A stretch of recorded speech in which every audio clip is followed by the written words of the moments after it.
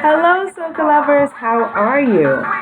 Well, I've been a little bit under the weather, but I come to you because I've been given life by Mr. Vegas' new MV Coroner. The MV Coroner, the most recent one, was talking about how pop artists are using dancehall in their songs, and how they're not giving recognition to the dancehall artists or the genre and on a whole. Now, I had a similar conversation with my father on Sunday. Today is Tuesday. And the conversation was basically that there's a lot of pop music, there's even a lot of reggae music that has some soca influences in it right now. People don't recognize, the artists aren't recognizing the soca influence. And the outsiders obviously are not recognizing that soca influence. So I'm going to play for you a few songs that came to mind, and I asked him to name the genres of the music that he was listening to. So you take a listen to it.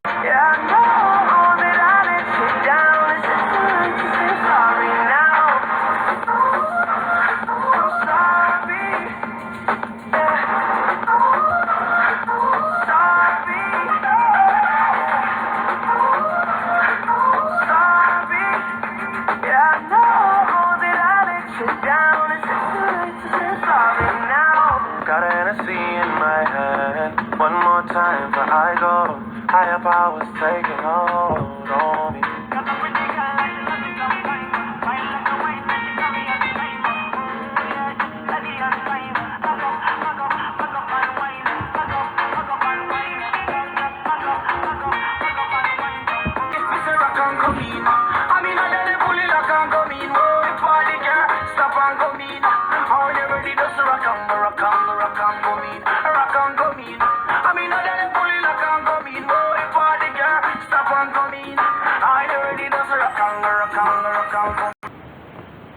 So, with those songs, Sorry by Justin Bieber, One Dance by Drake, and Rockin' Come In by Linky First, those are songs that are not necessarily labeled as soca, but have portions of those songs are soca, I would contend.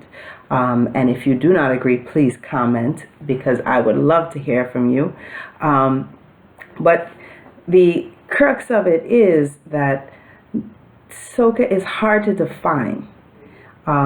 It's very hard to sit and say, well, this is the exact beat for soca.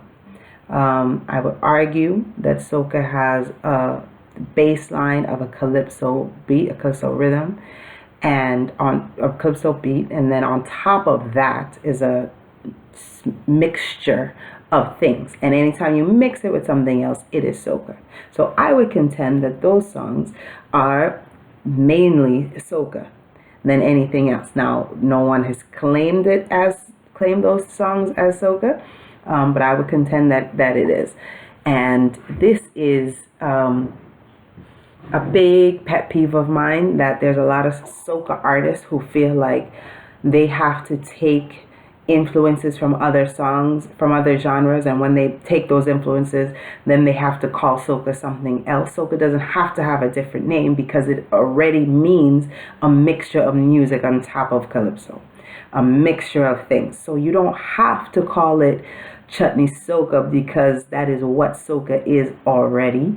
You don't have to call it raga soca, because that's what soca is. Soca is the calypso with the other things on top. So I think once we can get some consensus and want some agreement on what soca is, we can push the genre forward. And then we can get these other artists to understand that they are taking from the soca genre, and they can highlight, the fact that they are taken from that genre. They can give some props to the artist, they can give some props to the producers, hopefully, and the music will go higher, the music will spread. But this is tantamount that people need to understand that they don't need to take um,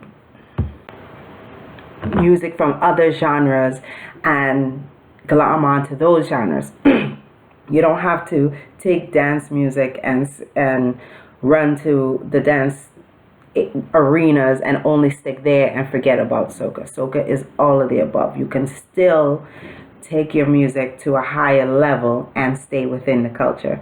I'm excited to hear soca on mainstream radio. I just wish that the soca artists would use this as their avenue to push their music.